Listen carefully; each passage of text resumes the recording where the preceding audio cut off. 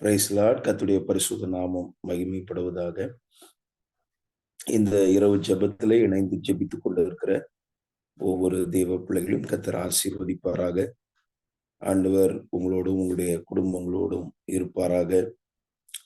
ஆண்டவருடைய சித்தம், அவருடைய நோக்கம் உங்கள் மூலமாய் தொடர்ந்து நிறைவேற கர்த்தர் உதவி செய்வாராக. இப்பொழுதும் நாம் சற்று நேரம் வேதத்திலிருந்து ஒரு குறிப்பிட்ட விஷயத்தை வைத்து சிந்தித்து தொடர்ந்து ஜெபிக்க ஆண்டவர் உதவி செய்வாராக. ரோமர் எழுதின நிருபம் 12ஆம் அதிகாரம் அதனுடைய 2வது வசனத்தை நாம் வாசிக்க கேட்கலாம். ரோமர் 12:2 வாசியுங்கள். நீங்கள் இந்த பிரபஞ்சத்திற்கு ஒத்த வேஷம் தெரியாமல் தேவனுடைய நன்மையும் பிரியமும் பரிபூரணமுமான சித்தம் இன்னதென்று பகுத்தறியத்தக்கதாக உங்கள் மனம் புதிதாகிறதுனாலே மறுரூபமாகுங்கள். கர்த்தருடைய பரிசுத்த நாமம் மகிமைப்படுவதாக. இந்த நாளிலும் குறிப்பாக தேவனுடைய சித்தத்தை குறித்து ஒரு சில விஷயங்களை நாம் சிந்திக்க இருக்கிறோம். கர்த்தருடைய சித்தத்தை குறித்து வேதத்திலே சொல்லப்பட்டிருக்கிற ஒரு சிறு பகுதியை இந்த நாளிலே நாம் சிந்திக்கலாம். வேதம் முழுவதிலும் கர்த்தருடைய சித்தத்தை குறித்து ஒரு கடல் போல அநேக விஷயங்கள் எழுதப்பட்டிருந்தாலும் அதுல ஒரு சிறு பகுதியை ஒரு சிறு ஒரு கண்ணோட்டத்திலே நாம் அதை சிந்திக்க கர்த்தர் உதவி செய்வாராக. இந்த 2வது வசனத்திலே நாம் பார்க்கும்போது, நீங்கள் இந்த பிரபஞ்சத்திற்கு ஒத்த வேஷம் தெரியாமல் தேவனுடைய நன்மையும் பிரியமும் பரிபூர்ணவுமான சித்தம் இன்னதென்று பகுத்தறியத்தக்கதாக உங்கள் மனம் புதிதாகிறதுனாலே மறுரூபமாகுங்கள் என்று சொல்லப்பட்டிருக்கிறதை நாம் பார்க்கிறோம். தேவனுடைய நன்மையும் பிரியமும் பரிபூர்ணமான சித்தம் என்று சொல்லப்பட்டிருக்கிறதை பார்க்கிறோம். தேவன் அவருடைய சித்தம் எப்படி இருக்குன்னா, நன்மை, குட் அப்படின்னு சொல்லி நம்ம பார்க்கிறோம். குட், அந்த வில் குட்டா இருக்கு, நல்லதா இருக்கு. அடுத்தது பிரியமான, அது அக்செப்டபிள் என்று ஆங்கிலத்தில் ஒரு மொழிபெயர்ப்பிலும் சிலதுல பிளசன்ட் அப்படின்னு சொல்லி இருக்கிறது. அக்செப்டபிள், ஆண்டவர் ஏற்றுக்கொள்ளக்கூடிய பிரியமும். அடுத்தது பர்ஃபெக்ட், பரிபூர்ணமானன்னு சொல்லும்போது பர்ஃபெக்ட் வில் ஆஃப் காட் என்று நாம் பார்க்கிறோம். ஆண்டவருடைய சித்தம், அவருடைய விருப்பம் எப்படி இருக்கும்னு சொன்னா, நன்மை, பிரியம், பரிபூர்ணம் அப்படி இருக்கிறத நாம பார்க்கிறோம். ஒருவேளை சில இடங்கள்ல நாம் பார்க்கும்போது, அதாவது புனிதனுக்கு நீர் புனிதராகவும் மாறுபடுகிறவனுக்கு நீர் மாறுபடுகிறவராகவும் அப்படி சொல்லி நாம் பார்க்கிறோம். அப்போ ஆண்டவர் சிலருடைய வாழ்விலே இந்த மாறுபடுகிறவர்கள், அவருக்கு சொன்னா கேட்காம இருக்கிறவர்கள், அவங்களுடைய லைஃப்ல பார்க்கும்போது அவர்களை வேதத்தில் நாம் வாசிக்கிறோம், அழிக்க சித்தமாயிருந்தார், அழிக்க சித்தமானார். இப்படி எல்லாம் நம்ம பார்க்கிறோம். கடினப்படுத்தினார், பார்வோனை கடினப்படுத்தினார். இப்படி எல்லாம் நாம் சில விஷயங்களை பார்க்கிறோம்.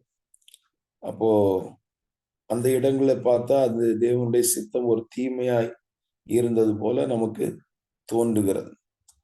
எல்லாருடைய வாழ்விலும் ஆண்டவர் அப்ப அந்த மாதிரி ஒரு தீமையா யோசிச்சு அப்படி அவர் செய்கிறதில்லை. ஆனா மாறுபடுகிறவனுக்கு ஆண்டவருடைய, அவருக்கு ஆப்போசிட்டா செயல்படுறவங்க, அவருக்கு எதிர்த்து செயல்படுகிறவர்கள், அவருடைய வாழ்விலே ஆண்டவர் அவங்கள வேற விதமா நடத்துகிறார். அப்போ ஒரு தேவ பிள்ளையினுடைய வாழ்க்கையில அந்த சித்தம் எப்படி இருக்குன்னு சொன்னா நன்மை.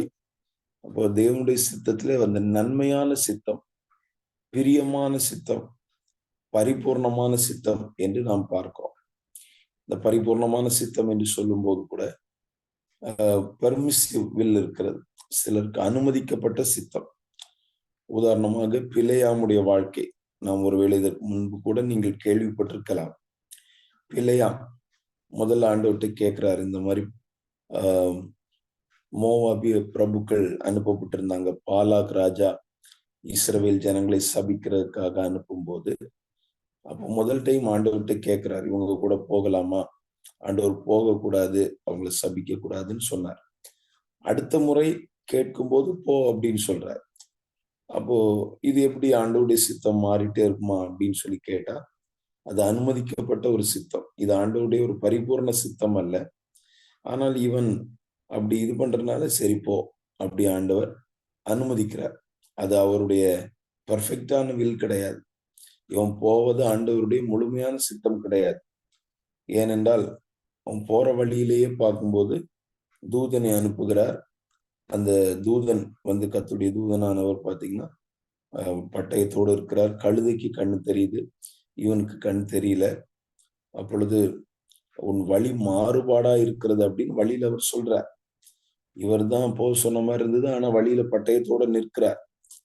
இப்போ இது வந்து அவருடைய பரிபூர்ண சித்தம் அல்ல என்பதை நாம் புரிந்து கொள்ள முடிகிறது.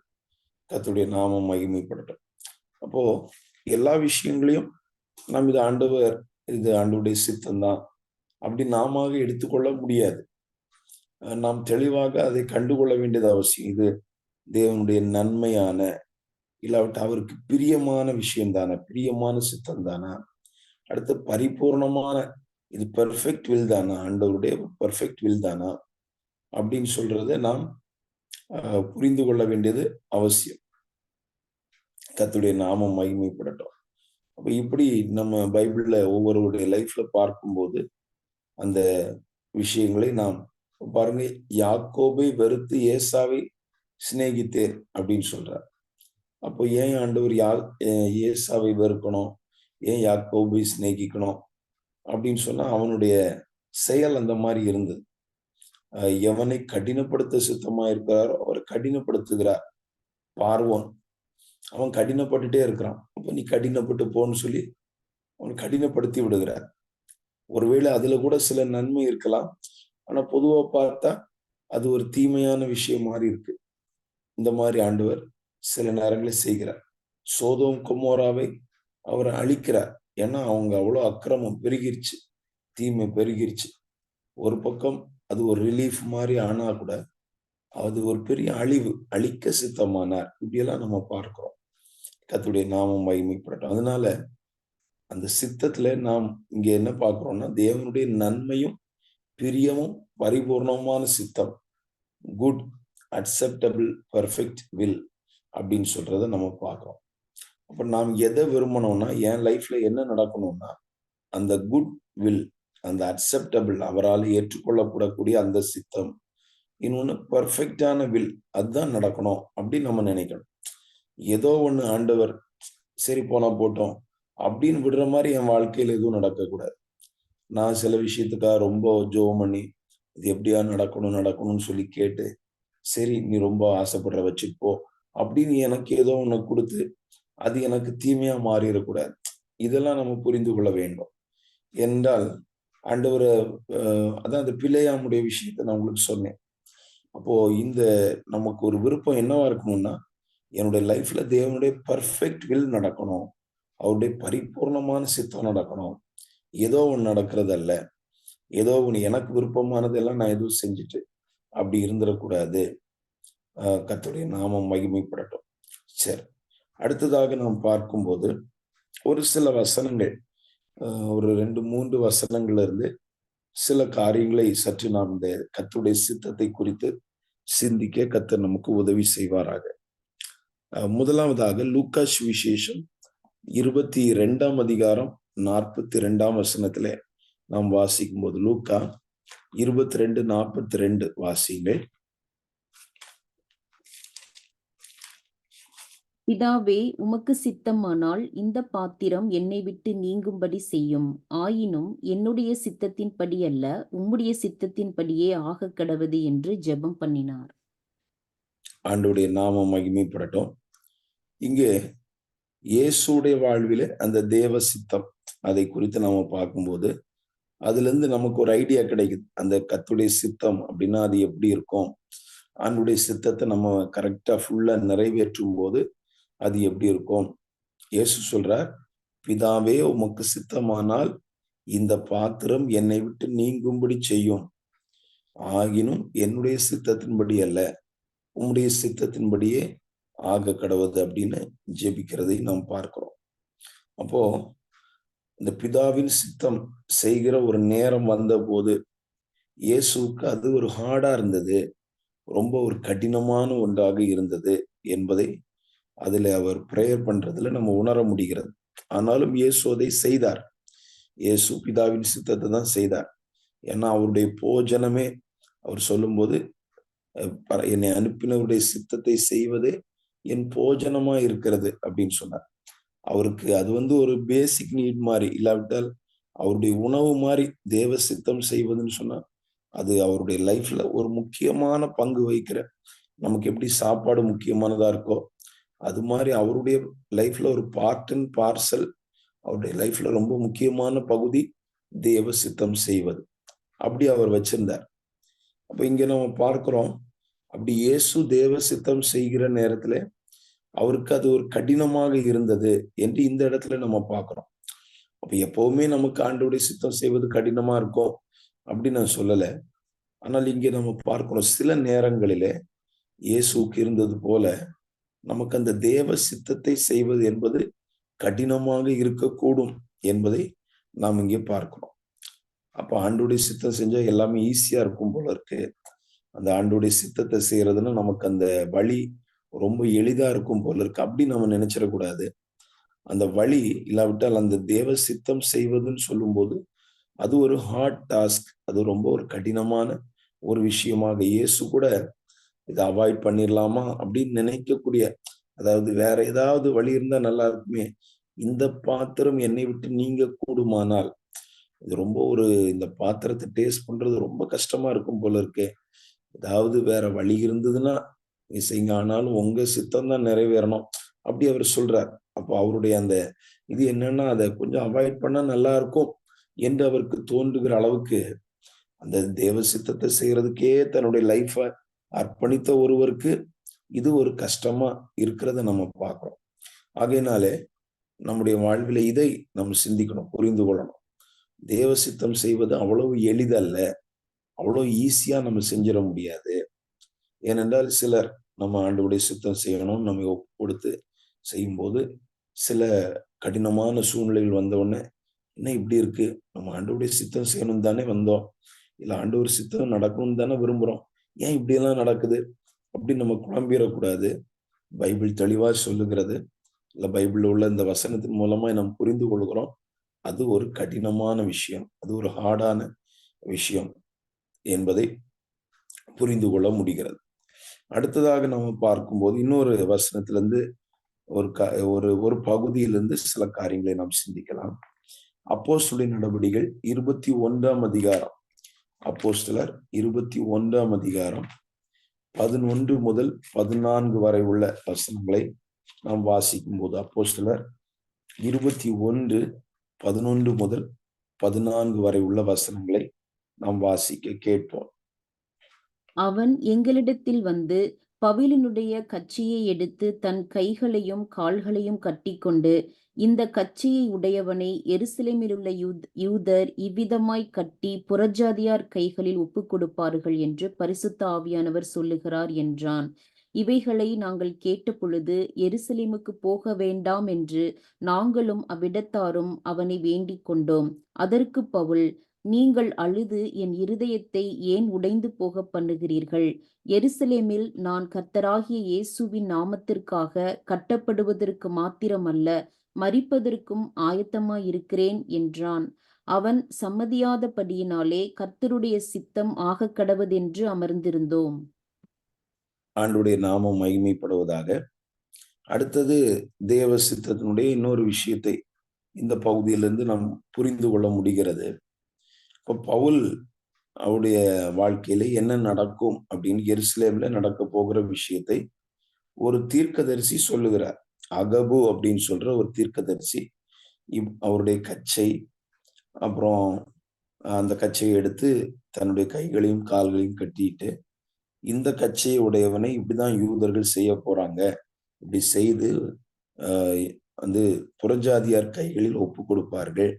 அப்படி பரிசுத்த ஆவியானவர் சொல்லுகிறார் அப்படின்னு சொன்னார். இது ஒரு உண்மையான தீர்க்க தரிசனம் தான். அப்போ இத கேட்டவங்களுக்கு பாத்தீங்கன்னு சொன்னா அவர்களுக்கு ரொம்ப கஷ்டமா இருக்கு.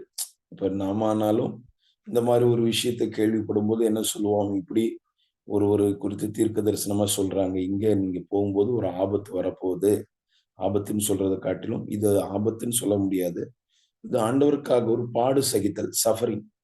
அப்போ அந்த ஒரு சஃபரிங் இருக்குன்னா எதுக்கு நீங்க போய் அவ்வளவு கஷ்டப்படணும், வேண்டாம் நீங்க இங்கேயே இருங்க, இப்படி நம்ம சொல்லுவோம் பாத்தீங்களா. இது போன்ற ஒரு விஷயத்தை பவுல் எதிர்கொள்கிறார். அவருடைய நலம் விரும்புகிற, உண்மையா அவர் நல்லா இருக்கணும் அப்படின்னு நினைக்கிறவர்கள் வேண்டாம் அப்படின்னு சொல்ற மாதிரி அவருக்கு அட்வைஸ் பண்றாங்க. அப்போ பவுல் என்ன சொல்றாருன்னு சொன்னா, இவங்க அது மாத்திரம் இல்ல, ரொம்ப அழுறாங்க. அவங்க எல்லாம் அழுது, நீங்க இப்படி கேட்கும்போது அவங்களுக்கு கஷ்டமா இருக்கு. பவுலுக்கு இப்படி ஆக போகுதா, இப்படி பவுல செய்ய போறாங்களா, இவர் இன்னும் ஊழியம் செய்யணுமே, அப்படியெல்லாம் அவங்களுடைய விருப்பம். அப்படி அவரை இழக்க விரும்பவில்லை. அந்த நல்ல நோக்கத்துல அவங்க அழுகிறார்கள்.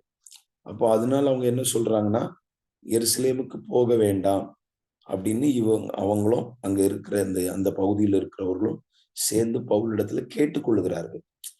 அப்போ இதுல நம்ம என்ன பார்க்கிறோம் அப்படின்னு சொல்லும்போது, ஆனா கடைசியில பவுல் சொல்றார், இல்ல நான் எருசலேமுக்கு போய் கட்டப்படுறது மாத்திரம் இல்ல, மரிக்கிறதுக்கே நான் ரெடி. அதனால நீங்க இப்படி அழுது என்னை இது பண்ணக்கூடாது அப்படின்னு அவர் சொல்லும்போது, அப்ப அவங்க புரிஞ்சுக்கிட்டாங்க. சரி, நம்ம இது ஆண்டவருடைய சித்தம். அது என்ன நடக்குதோ நடக்கட்டும். நாம இது தடை பண்ணக்கூடாது அப்படின்னு அவர்கள் விரும்பினதை அவங்க புரிஞ்சுக்கிட்டதை பார்க்கிறோம்.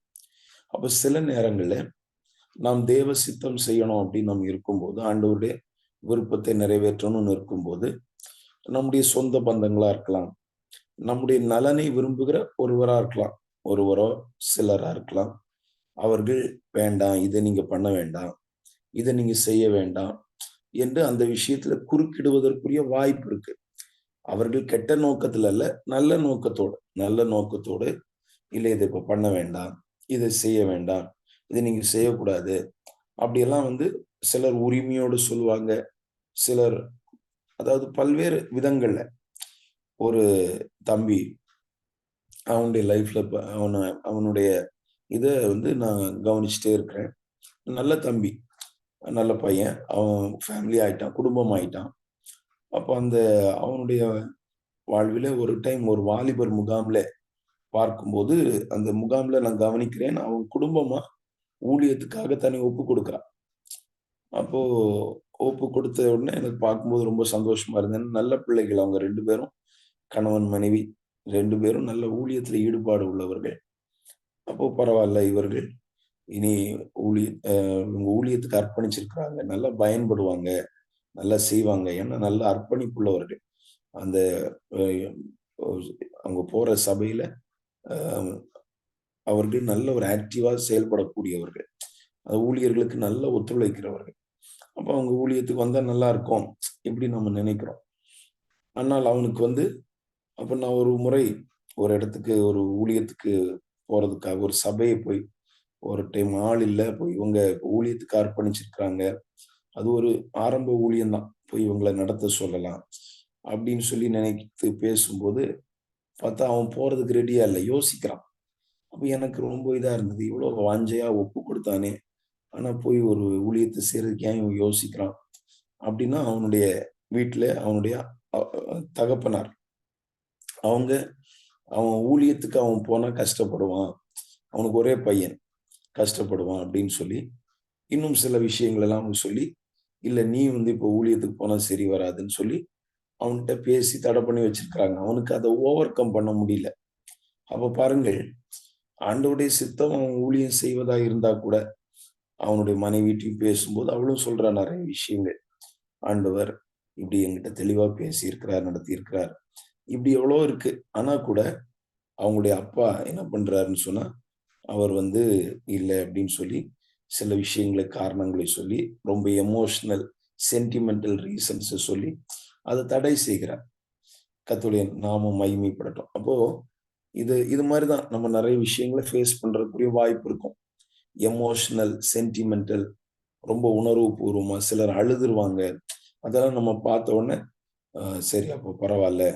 ஆனா பவுல் இந்த இடத்துல நம்ம பார்க்கும்போது அவர் ரொம்ப உறுதியா இருந்துட்டார், பெர்சிஸ்டன்டா இருந்துட்டார். இல்ல இதை செய்யணும், இது இல்ல சும்மா அங்க போய் கட்டிடுவாங்க அப்படின்லாம் நம்ம பயப்படக்கூடாது. என்னை கட்டி உப்பு கொடுத்துருவாங்க, ஐயோ கட்டி இந்த மாதிரி செஞ்சிருவாங்க, அப்படி இல்லை, நான் சாகரக்கும் ரெடி. அப்படி அவருடைய அர்ப்பணிப்பு. அப்போ இதை அவங்க பார்க்கும்போது அவங்க என்ன புரிஞ்சுக்கிறாங்கன்னா, சரி இதுதான் ஆண்டவருடைய சித்தம்னா, நாம அழுது நாம ஒரு சென்டிமெண்டலா எமோஷனலா செயல்பட்டு தேவ சித்தம் அவருடைய லைஃப்ல நிறைவேறுகிறதை நாம் தடை செய்யக்கூடாது என்பதை புரிந்து கொண்டார்கள். அப்போ இதுல 2 சைடு நம்ம பார்க்கிறோம். என்ன அப்படின்னா, ஒன்று இப்போ பவுலுடைய லைஃப்ல இருந்தது மாதிரி நம்ம குறித்து ஆண்டவருடைய சித்தம் இதுதான் அப்படின்னு தெரிஞ்சிருச்சுன்னு சொன்னா, அந்த விஷயத்துல யார் குறுக்க வந்தாலும் அதுல ரொம்ப அன்புக்குரியவர்களா இருக்கலாம், சென்டிமெண்டல், எமோஷனல், இந்த மாதிரி விஷயங்கள் வரும். அது வரக்கூடிய வாய்ப்பு இருக்கு. ரொம்ப இதா பேசுவாங்க. அவங்க சொல்ற ரீசன்ஸ் நியாயமா இருக்கும், கரெக்டா இருக்கும். அது உண்மைதான். சிந்திச்சு பார்த்தா நமக்கு, ஆமா நம்ம இவ்வளவு தூரம் ஏன் கஷ்டப்படணும், இப்படியெல்லாம் நினைக்கிற மாதிரி இருக்கும். ஆனாலும் சில நேரங்கள்ல அப்படிப்பட்ட விஷயங்கள் தேவ சித்தத்தை நாம் செய்வதற்கு தடை செய்வதற்குரிய வாய்ப்பு இருக்கிறது. இன்னொரு பக்கம் நான் என்ன செய்யக்கூடாதுன்னா, மற்றவருடைய லைஃப்ல ஏதோ நான் ரொம்ப நலனை விரும்புகிறேன் என்கிற நல்ல நோக்கத்துல நான் செயல்படுறேன்னு நினைச்சிட்டு அவங்க வாழ்க்கையில நிறைவேற வேண்டிய தேவ சித்தத்தை நான் தடை செஞ்சிடக்கூடாது. சில வேளையில பாருங்கள், நம்முடைய நிறைய தாய்மாருக்கு வருகிற பிரச்சனை, தாய்மார் அல்லது தகப்பன்மார் பிள்ளைகளை ரொம்ப நேசித்து அவர்கள் வளர்க்கிறார்கள், பிள்ளைகளை பொறுப்பா வளர்க்குறாங்க.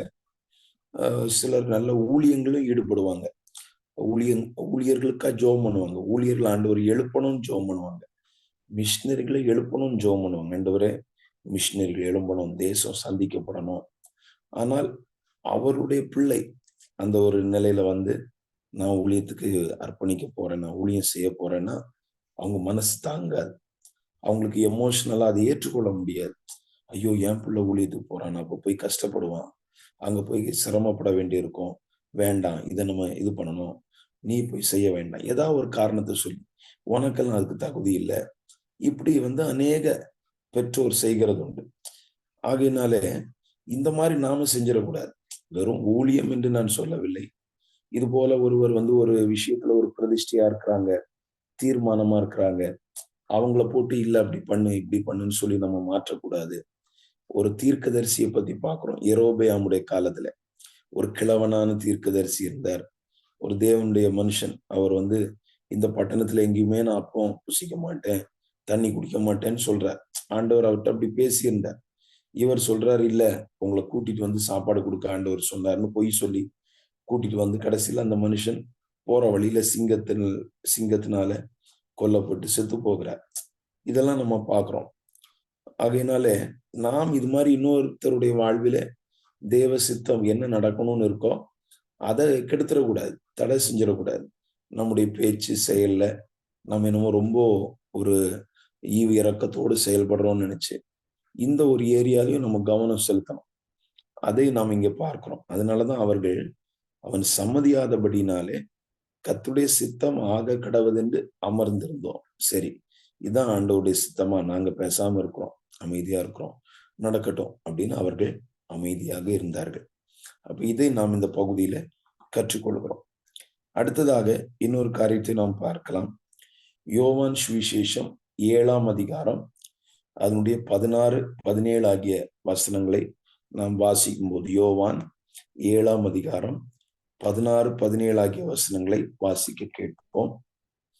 இயேசு அவர்களுக்கு பிரதியுத்தரமாக, என் உபதேசம் என்னுடையதாயிராமல் என்னை அனுப்பினவருடையதாயிருக்கிறது. அவருடைய சித்தத்தின்படி செய்ய மனதுள்ளவன் எவனோ அவன் இந்த உபதேசம் தேவனால் உண்டாயிருக்கிறதோ நான் சுயமாய் பேசுகிறோன என்று அறிந்து கொள்ளுவான். ஆண்டுடைய நாம மகிமைப்படட்டும். இங்கே நாம் கவனிக்கும் போது அவருடைய சித்தத்தின்படி செய்ய மனதுள்ளவன் எவனோ அவன் இந்த உபதேசம் தேவனால் உண்டாயிருக்கிறதோ நான் சுயமாய் பேசுகிறேனோ என்று அறிந்து கொள்ளுவான் என்று நாம் பார்க்கிறோம். அப்போ அதாவது தேவ சித்தத்தை செய்கிறதுக்கு மனதா இருக்கிறவர்கள் கரெக்டா உபதேசத்தை ஐடென்டிஃபை பண்ணிடுவாங்க. அது மாத்திரம் அல்லாமல் ஒருத்தர் சுயமா பேசுறாங்களா அதையும் அவங்களுக்கு புரிந்து கொள்ள முடியும். ஒருத்தர் சுயத்துல பேசுறாங்களா இல்ல தேவன் நடத்தி அவங்க பேசுறாங்களா, இது யாருக்கு தெரியும்னா தேவ சித்தம் செய்ய மனதா இருக்கிறவர்களுக்கு. அப்ப இதுல என்ன நம்ம புரிந்து கொள்றோம்னா, ஏன் அநேகர் கெட்டு போகிறார்கள், ஏன் வஞ்சிக்கப்பட்டு போறாங்கன்னா, அவங்களுக்கு தேவ சித்தம் செய்ய மனதில்லை. ஆண்டோடைய சித்தம் என்னவோ அதை செய்யணும்னு எண்ணம் இல்லை. அவங்களுக்கு விருப்பம், எனக்கு ஒரு ஆசை, நான் ஒரு காரியத்தை விரும்புகிறேன், அப்போ என் மனசெல்லாம் அது நிறைஞ்சிருக்கு இப்படிதான். அப்ப நான் ஒரு இடத்துக்கு ஒரு சர்ச்சுக்கு போகும்போது ஒரு மெசேஜை கேட்கும்போது இந்த மாதிரி ஒரு வார்த்தை வரணும்னு நான் விரும்புகிறேன். அப்ப அந்த ஒரு விருப்பத்தோட போகும்போது நான் தேவ சித்தம் செய்வதில்லை, என்னுடைய சித்தத்தை நான் செய்கிறேன். அப்ப அங்க போகும்போது எனக்கு ஏற்ற மாதிரி ஒரு போதனை எனக்கு கிடைக்கும், நான் விரும்புற மாதிரி இது வரும். அப்ப நான் என்ன நினைப்பேன், கரெக்டா இருக்கு, எனக்கு இதான் ஒத்து போகுது, எனக்கு இதான் பிடிச்சிருக்கு அப்படின்னு நான் சொல்லுவேன். ஆனால் அது தேவனால் உண்டாயிருக்கிறதா, அவங்க சுயமா பேசுறாங்களா, இதை நான் சிந்திக்க மாட்டேன், யோசிக்க மாட்டேன். ஏன்னா அது எனக்கு தேவையில்லை, எனக்கு இது பிடிச்சிருக்கு, எனக்கு கிடைச்சிருக்கு, அவ்வளவுதான். இப்ப பாருங்க, ஒரு உணவு இருக்கு, நிறைய பேர் இந்த ஸ்ட்ரீட் ஃபுட்ஸ், அப்புறம் இந்த ஜங்க் ஃபுட்ஸ், இந்த மாதிரி விஷயங்கள்லாம் அதுல ரொம்ப ஒரு அடிமைப்பட்டவர்களா இருப்பார்கள். அப்போ அவங்களுக்கு அது பிடிச்சதுனால அதை சாப்பிடுவாங்க. ஆனா அதுல என்ன ஆட் பண்ணியிருக்கிறாங்க, அதுல அது வந்து ஹெல்த்துக்கு நல்லதா, இதை குறித்து யோசிக்க மாட்டாங்க. ஏன்னா அவர்களுக்கு அது பிடிச்சிருக்கு, அதனால அதை வந்து அவங்க சாப்பிடுவாங்க, விரும்புவார்கள்.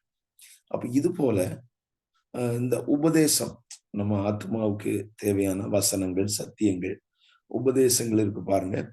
இதுல இதுல கூட இப்படி ஒரு விஷயம் இருக்கிறத நம்ம பார்க்கிறோம். சிலருக்கு அவங்களுக்கு அது பிடிச்சிருக்கு, அதான் அவங்க விரும்புறாங்க. இது ஆண்டவருக்கு பிரியமா, ஆண்டவருக்கு சித்தமா, பேசுறவங்க யாரு, அவங்க என்ன பின்னணியில், அதெல்லாம் அவங்களுக்கு தேவையில்லை. அதை குறித்து அவங்க யோசிக்கிறது இல்லை. என் மனசுக்கு பிடிச்சிருக்கு. அப்போ இதுல வந்து ஒரு தப்பு நடக்கிறத நம்ம பார்க்கிறோம். நம்முடைய லைஃப்ல இந்த விஷயத்துல நம்ம கவனம் செலுத்தணும். இதனாலதான் சிலர் பாருங்கள், நல்ல ஆசீர்வாதமான வார்த்தைகள், இதே அவர்கள் விரும்புவார்கள்.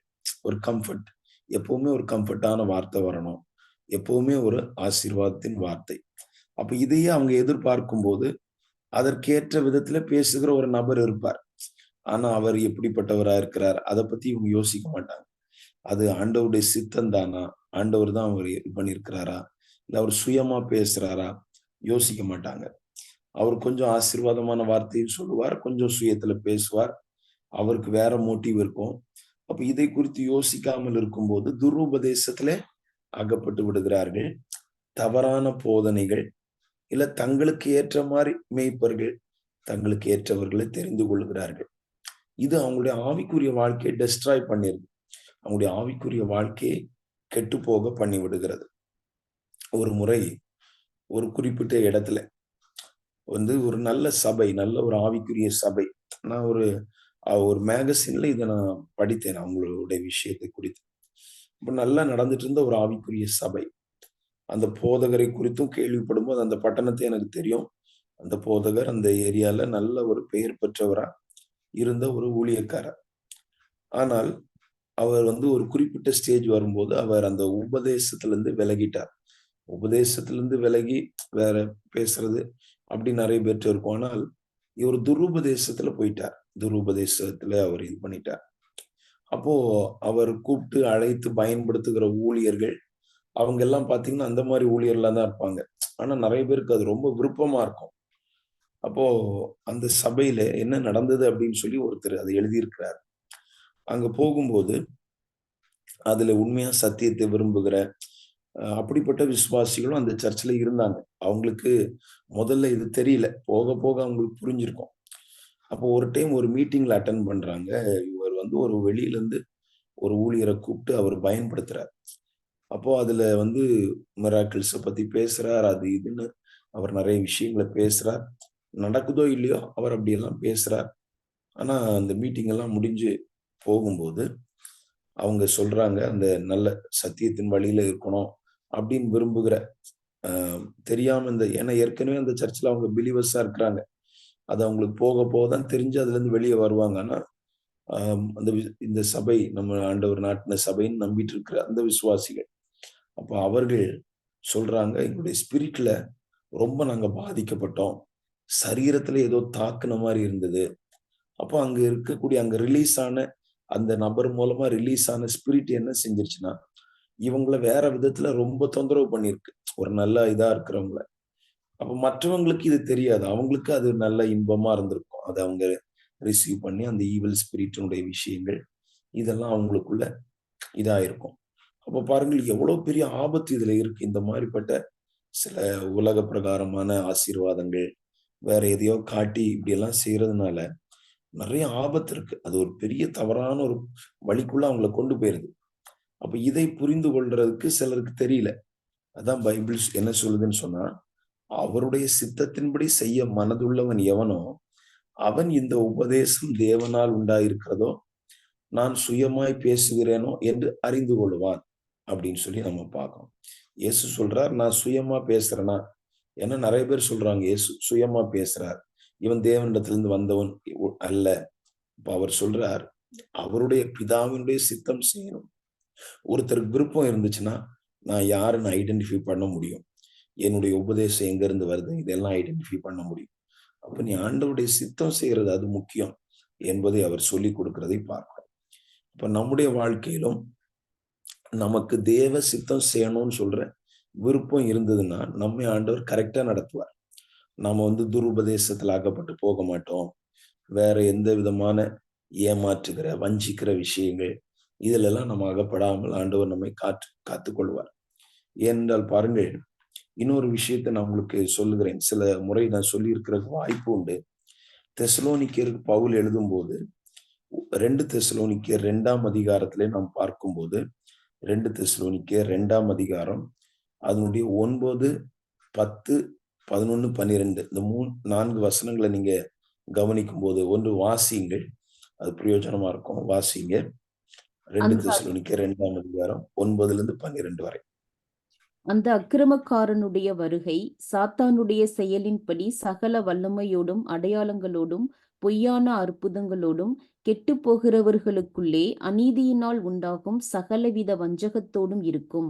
இரட்சிக்கப்படத்தக்கதாய் சத்தியத்தின் மேலுள்ள அன்பை அவர்கள் அங்கீகரியாமற் போனபடியினால் அப்படி நடக்கும். ஆகையால் சத்தியத்தை விசுவாசியாமல் அநீதியில் பிரியப்படுகிற யாவரும் ஆக்கினைக்கு உள்ளாக்கப்படும்படிக்கு அவர்கள் பொய்யை விசுவாசிக்கத்தக்கதாக கொடிய வஞ்சகத்தை தேவன் அவர்களுக்கு அனுப்புவார். இங்கே நம்ம கவனிக்கிறோம், கர்த்தருடைய நாமம் மகிமைப்படட்டும். கொடிய வஞ்சகத்தை தேவன் அவர்களுக்கு அனுப்புவார். ஆண்டவரே வஞ்சகத்தை அனுப்புவாராம். ஏன் அனுப்புறாராம்? அந்த 11ஆம் வசனம் சொல்லுது, சத்தியத்தை விசுவாசியாமல் அநீதியில் பிரியப்படுகிற யாவரும் ஆக்கினைக்குள்ளாக்கப்படும்படிக்கு. அதாவது பாருங்கள், இன்னைக்கு நீங்க துருபதேசங்களுடைய விஷயங்களை நீங்க கவனிச்சு பாத்தீங்கன்னா அவர்கள் சொல்லுவாங்க, ரொம்ப கிருபை, ரொம்ப நீதின்னு பேசிட்டு இருக்கிறாங்க, பரிசுத்தம் பேசிட்டு இருக்கிறாங்க. அப்ப அவர்களுக்கு பரிசுத்தம் பிடிக்கவில்லை, பரிசுத்தமா வாழ்றது பிடிக்கல. ஆண்டவர் கிருபை உள்ளவர், எல்லாத்தையுமே மன்னிச்சு ஏற்றுக்கொள்றார், அவர் என்ன தப்பு செஞ்சாலும் அவர் ஏற்றுக்கொள்வார் என்கிற இதுனா அது அவங்களுக்கு பிடிச்சிருக்கு. ஆனா இல்ல, அப்படியெல்லாம் இருக்கக்கூடாது, நம்ம பரிசுத்தமா இருக்கணும், தவறு வரும் ஆனாலும் நம்மளை சுத்திகரித்துக் கொள்ளணும், இது அவங்களுக்கு பிடிக்கல. சத்தியம் பிடிக்கவில்லை, அநீதியிலே பிரியப்படுகிறார்கள். அப்ப இப்படிப்பட்ட கூட்டத்துக்கு ஆண்டவர் என்ன பண்றாருன்னா அவங்களுக்கு ஏத்த மாதிரி ஒரு வஞ்சகத்தை அனுப்புகிறார். அவங்களுக்கு ஏத்த மாதிரி ஒரு துருபதேசம் இல்ல ஒரு ஆள் அதை நடத்தும். அப்ப அவங்க என்ன செய்வாங்கன்னா அங்க போவாங்க, அவங்களுக்கு அது பிடிச்சிருக்கும், அங்கே மாட்டிக்கொள்வார்கள். சிலருக்கு பாருங்க, ஆண்டவர் நமக்கு ஆண்டவர் நம்முடைய தேவைகளை சந்திக்கிறார். நம்ம ஆண்டவருக்கு அதுல இருந்து ஒரு பகுதியை கொடுக்க போறோம். உங்களுடைய கையில வாங்கி உமக்கு கொடுத்தோன்னு தாவீது சொல்றார். தசம பாகம் இப்படி எல்லாம் நிறைய விஷயங்களை நம்ம பார்க்கிறோம். புதிய ஏற்பாட்டுல நம்மையே ஆண்டவருக்காக கொடுக்கணும், நமக்குரிய எல்லா விஷயங்களையும் நம்ம அப்படியே ஆண்டவருக்காக வாழணும் என்பதை நம்ம பார்க்கிறோம். ஆனா இதுக்கு கஷ்டமா இருக்கும். உலகத்துல எல்லா விஷயங்களுக்கும் செலவு பண்ணுவாங்க, செய்வாங்க. ஆனா ஆண்டவருக்கு கொடுக்கறதுனா ரொம்ப அது சிரமமா இருக்கும். இதுக்கு ஒரு ஆள் சொல்லும், தசம பாகம் கொடுப்பது தேவையா வேண்டாமா, அப்படி ஒரு டிபேட்டோட ஒரு தலைப்பு. வேண்டாம், அதெல்லாம் தேவையில்லை, ஏமாத்துறாங்க. உண்மையில சிலர் ஏமாற்றுகிறார்கள், உண்மையில சிலர் அவங்க தங்களுடைய இதுக்காக பயன்படுத்துகிறார்கள். இப்படிப்பட்ட சில விஷயத்தை எல்லாம் சொல்லி அது தேவையில்லை அப்படின்னு அவர்கள் வாதிடுவார்கள். எங்கேயோ இருந்த வசனத்தை பொறுக்கி அப்படி இப்படின்னு சொல்லுவாங்க. ஆனால் பைபிள் என்ன சொல்லுது? இல்ல நமக்கு நம்முடைய மனசே பாவமே போதிக்கிறது இல்லையா? ஆண்டவர் இவ்வளவு தூரம் நமக்கு செய்யறார். ஆண்டவருக்கா நம்ம செய்யறோம், கொடுக்குறோம். இந்த மனப்பான்மையில செஞ்சுட்டோம்னா பிரச்சனை இல்லை. அப்ப இது எனக்கு பிடிக்காம இருக்கும்போது இதுக்கு ஏத்த மாதிரி ஒரு ஆள் வருவார். அவர் ஒரு இதை போதிப்பார். அப்ப நான் என்ன செய்வேன்னா அதை விரும்புவேன். இதான் இப்படிதான் நிறைய பேர் சுயமாய் அவர்களா தீர்மானித்து அவங்களா விரும்பி துருபதேசத்துல அகப்படுவது. தேவ சித்தத்தின்படி செய்ய மனதுள்ளவன் அவனுக்கு கரெக்டா தெரிஞ்சிடும். இவங்க சுயமா போதிக்கிறாங்களா, இவங்க ஆண்டவர் அனுப்பிதான் வந்திருக்கிறாங்களா, இதை அவங்க ஐடென்டிஃபை பண்ணிடுவாங்க. அப்போ நம்முடைய லைஃப்ல எல்லாருடைய வாழ்க்கையிலும் ஆண்டுடைய சித்தம் செய்யணும்னு சொல்ற எண்ணம் நமக்குள்ள அதிகமா இருக்குமானால் கரெக்டா நம்ம ஐடென்டிஃபை பண்ண முடியும். யார் என்ன நோக்கத்தோடு வர்றாங்க, அவங்களுடைய மோட்டிவ் என்ன, இதெல்லாம் புரிந்து ஞானமாய் கவனமாய் நாம் செயல்படுவதற்கு வசதியா இருக்கும். அது சில வேளையில நம்ம ஒவ்வொருவரை ஐடென்டிஃபை பண்ணி யாருக்கு நம்ம விலகி இருக்கணும், யாருக்கு நம்ம போய் சப்போர்ட் பண்ணக்கூடாது, எந்த இடத்துல நம்ம நிக்க கூடாது, எல்லா விஷயத்தையும் நம்ம புரிந்து கொள்றதுக்கு ரொம்ப உதவியா இருக்கும். அப்போ அந்த தேவ சித்தம் எவ்வளவு தூரம் அது யூஸ்ஃபுல் பாருங்களேன். தேவனுடைய சித்தத்தின்படி செய்கிறவனும் என்றென்றைக்கும் நிலைத்திருப்பான் அப்படின்னு நம்ம பார்க்கிறோம். ஆண்டுடைய சித்தம் செய்கிறவங்க தான் என்னைக்குமே நிலைத்திருக்க முடியும்.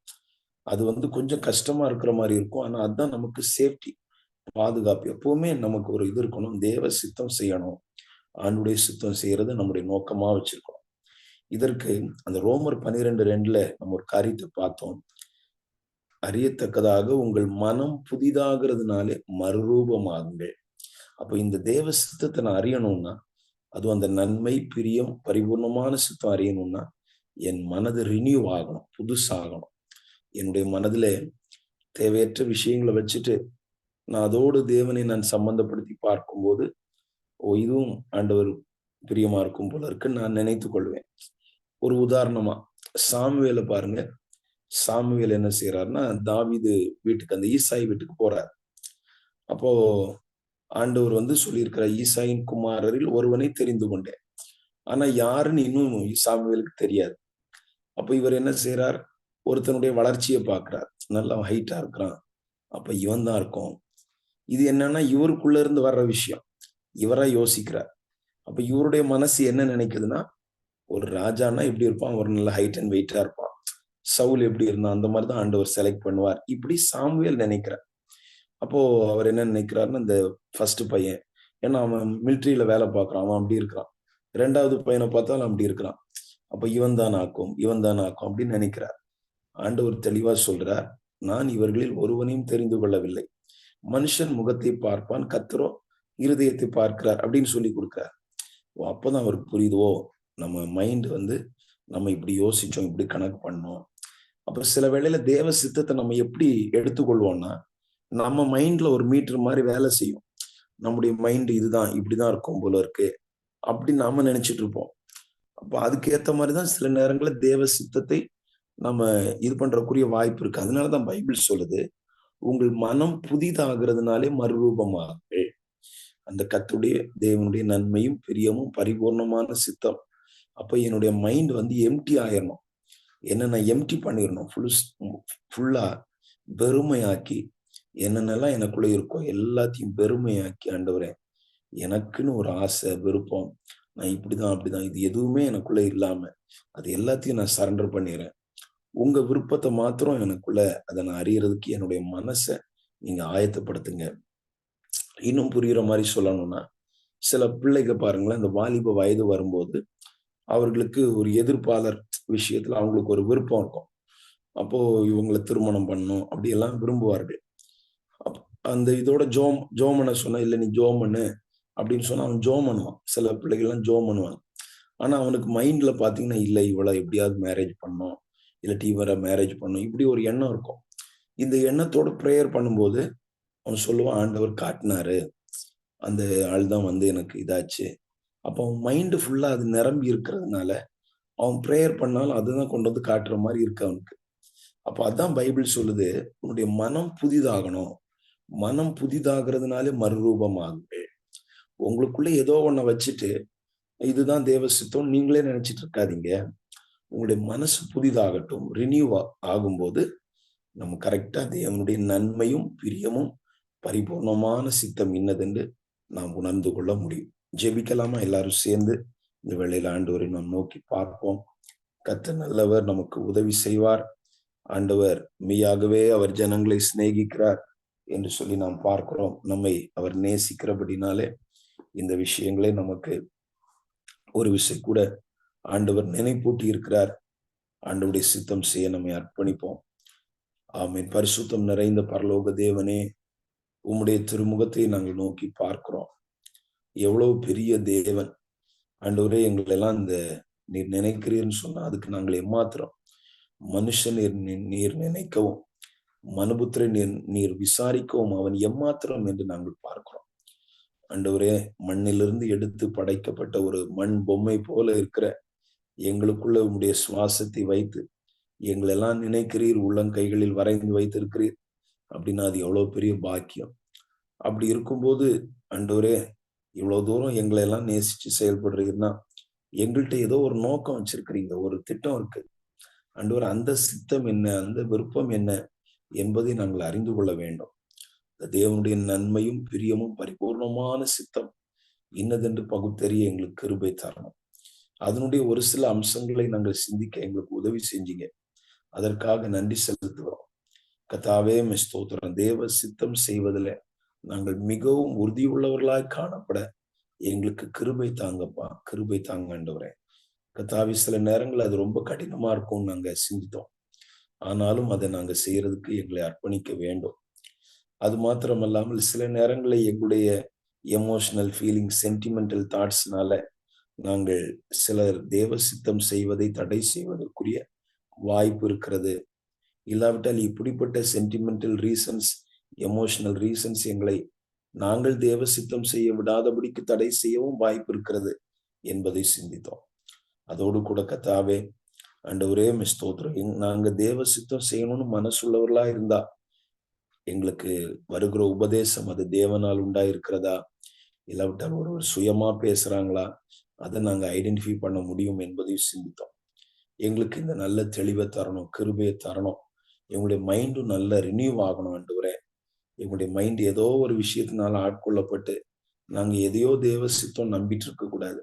எங்களை நீங்க தெளிவா நடத்துங்கப்பா. ஒவ்வொரு தேவ பிள்ளைகளையும் தெளிவா நடத்துங்க. ஒவ்வொரு குடும்பங்களையும் அற்புதமா நடத்துங்க. ஜெபிக்கிற தேவ பிள்ளைகளை விசேஷமாக நீங்க நடத்துங்க. உடைய பரிசுத்தம் நிறைந்த கரங்களே தாழ்த்தி ஒப்பு கொடுக்கிறோம். உடைய பிள்ளைகளுடைய மீதமுள்ள ஜெப நேரங்களை ஆசீர்வதிங்க. குறிப்பாக ஆண்டவரே ஸ்தோத்திரிக்கிறோம். கர்த்தருக்கு பிரியமானவன் அவருக்கு சித்தமானதை பாபிலோனிலும் செய்வான்னு சொல்லி இருக்கிறது. உம்முடைய பிள்ளைகள் ஒரு பாபிலோன், அதை காட்டிலும் ஒரு பயங்கரமான ஒரு தேசத்துல, அமெரிக்க தேசத்துல வைக்கப்பட்டிருக்கிறாங்க. அங்கே உமக்கு பிரியமாய் வாழ்ந்து உம்முடைய சித்தத்தை செய்கிறதுக்கு ஒவ்வொரு குடும்பங்களுக்கும், ஒவ்வொரு பிள்ளைகள் பெரியவர்களுக்கும் கிருபை தாங்க. செட்டின் மறைவிலே மறைத்து பாதுகாத்துக் கொள்ளும்படியாக ஜெபிக்கிறோம். தேவனுடைய நாமம் மகிமைப்படட்டும். ஆரோக்கியமான உபதேசங்களை பெற்று கிறிஸ்துவுக்குள் ஆரோக்கியமாய் வளர கிருபை தாரும், ஆசீர்வதி. உடைய நாமம் மாத்திரம் மகிமைப்படட்டும். இயேசுவின் நாமத்தில் ஜெபம் கேள் நல்ல பிதாவே, ஆமேன், ஆமேன். கர்த்தர் உதவி செய்வாராக. உங்களுடைய தொடர்ந்துள்ள ஜெப நேரங்களையும் ஆண்டவர் ஆசீர்வதிப்பாராக. ஆமேன், ஆமேன். ஆமேன், ஆமேன். கர்த்தரை